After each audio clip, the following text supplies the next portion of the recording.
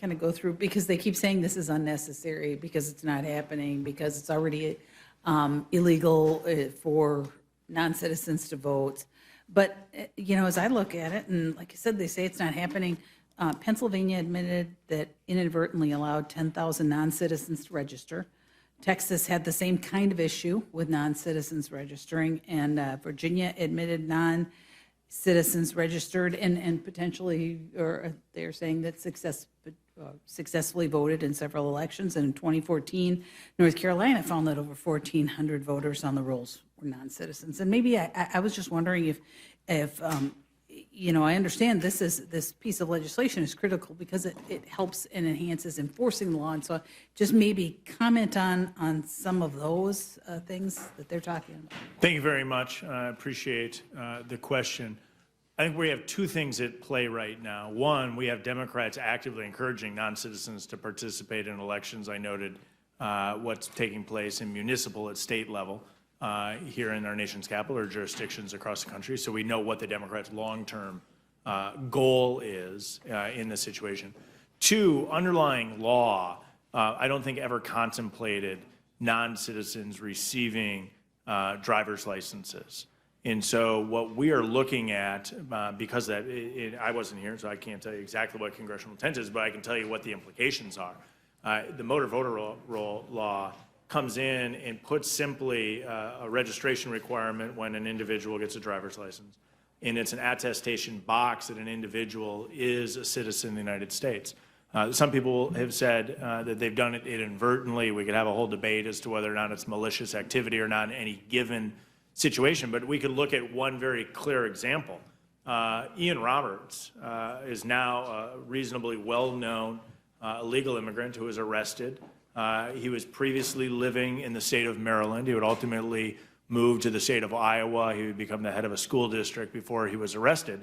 And after his arrest, it wasn't long before folks went back and ran through his record to determine that he was registered to vote in Maryland.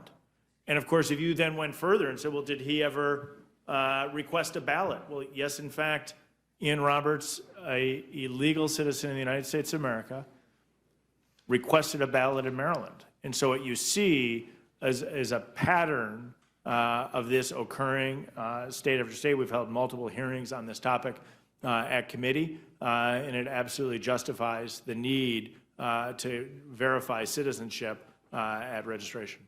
Thank you, Mr. Chair. And just one other kind of questions that you might want to address is, they talk about all of these horrible things. One of the things is a woman who changed her name will never be able to register because it's difficult. The deployed military personnel won't be able to vote because of this requirement. And I'm just wondering if you could maybe just give me a little bit, dispel some of those kind of things that they're talking about. Well, Representatives, you may know I'm engaged to a woman who was born in your district and will be married in less than 2 months, and she plans to change her name. And so someone who currently resides in the state of Minnesota will hopefully, or will be, moving to the state of Wisconsin, because if I left, I'd have to leave the job.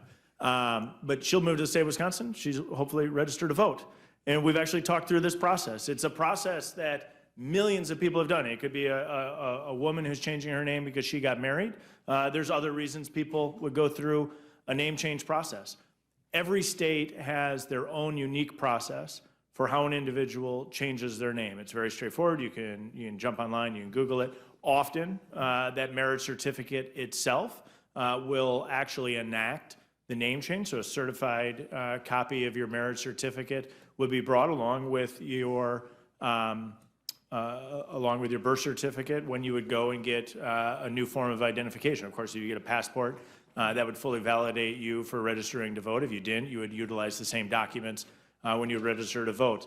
Some people have tried to highlight that an individual could be partway through that name change. So we could envision a scenario where the legal name was changed on a marriage certificate, yet the individual had not arrived at that given state, often starting with the Social Security Administration for a name change. That's usually where you would start the process, that they've actually completed that step of the process. Now imagine an individual is partway through that process. We contemplated that in this legislation, and in particular, page 11, line 22, we walk through the process of how an individual would be able to register to vote. Again, the goal being making sure that all legal citizens are able to register to vote while proving their citizenship. We've remedied the concerns that have been brought by others. May I comment on that? Just to be clear, if the future Mrs. Steil comes to register to vote, she's going to have to bring her birth certificate or passport, but if she doesn't have one, and half Americans don't, you have to bring your birth certificate, you have to bring your ID, and because there's going to be a difference in names, you're going to have to sign an affidavit, which, by the way, is you doing self-attestation, which is frankly just the same in many ways as just checking the box that says you're a U.S. citizen. But you're going to have to bring documentary proof of citizenship to register to vote. Seems like an awful lot to be able to just be able to utilize to make use of your American right to vote as a U.S. citizen. You have to now bring all kinds of documentary proof instead of just checking the box. Yes, I'm an American citizen. Well, And by the way, the affidavit is the same thing. there's a lot that goes into, making sure that you have all of your documents together when you change your name. And I agree. It's too much. But I think that they've made reasonable accommodations and reasonable way to deal with it in this case, as in many other cases. But I wanted to just point out that it's about enforcing the law. It's about making sure that we have, we always talk about, actually, we have lots of laws, but are we actually going to enforce them? And this is such a critical piece. This is making sure that our elections, because I think you said it earlier, Mr. Chairman, that one fraudulent vote is too many, because it's unfair and it blocks the illegal voters, the citizen voters. So I appreciate you bringing this forward. I am very supportive, and thank you very much, and I yield back. Thank you, Ms. Fishbach. Ms. Scanlon, you're recognized. Thank you. I'd yield first to the ranking member. Madam Chair, I request unanimous consent to insert in the record an article from ABC News entitled "Election Fact Check: Non-Citizens Can't Vote, and Instances Are Vanishingly Rare." Without objection. I ask unanimous consent to insert in the record an article from NPR entitled "Despite Grand Claims, a New Report Shows Non-Citizen Voting Hasn't Materialized." Without objection. I ask unanimous consent to insert in the record an article from the Cato Institute entitled "Non-Citizens Don't Illegally Vote in Detectable Numbers." Without objection. I ask unanimous consent to insert in the record another piece from the Cato Institute entitled "Trump's Claims About Non-Citizens Voting Are False and We Can Prove It." Without objection. And I ask unanimous consent to insert into the record an article from the American Immigration Council entitled "Unpacking Myths About Non-Citizen Voting, How Heritage Foundation's Own Data Proves It's Not a Problem." Without objection. And I ask unanimous consent to insert in the record an academic article entitled "An Exploration of Donald Trump's Allegations of Massive Voter Fraud in the 2016 Election," which finds, quote, "expansive voter fraud concerns espoused by Donald Trump and those allied with him are not grounded in any observable features of the 2016 election." Without objection. And Madam Chair, I just also want to say the courts have also found the same thing.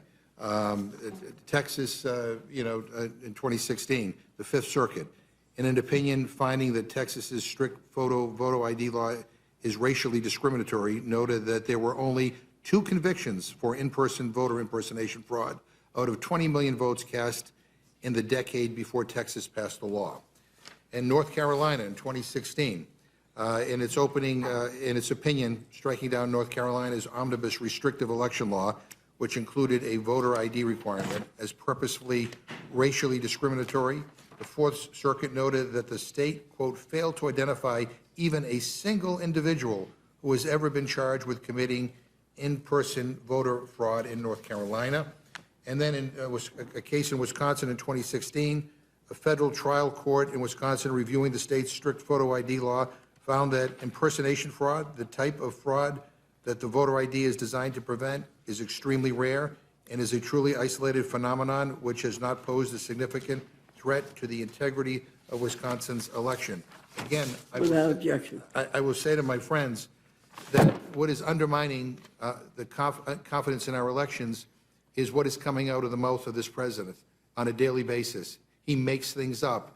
We all know they're lies, and unfortunately, we cannot get the Republicans to stand up to him and tell the truth. It is unbelievable that this is occurring in our country. It is unbelievable that he gets away with it, and it is unbelievable that we can't even get a straight answer as to whether he won certain states in the last election or lost them. No evidence to prove any different. I will tell you that he won the election against Kamala Harris. I wish he didn't. I think our economy would be better off had she won, but he won. I'm not going to dispute that. And he lost to Joe Biden.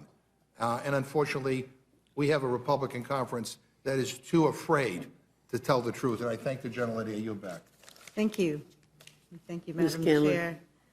I know it's been said before, but apparently we can't say it enough. We have to start with basic facts,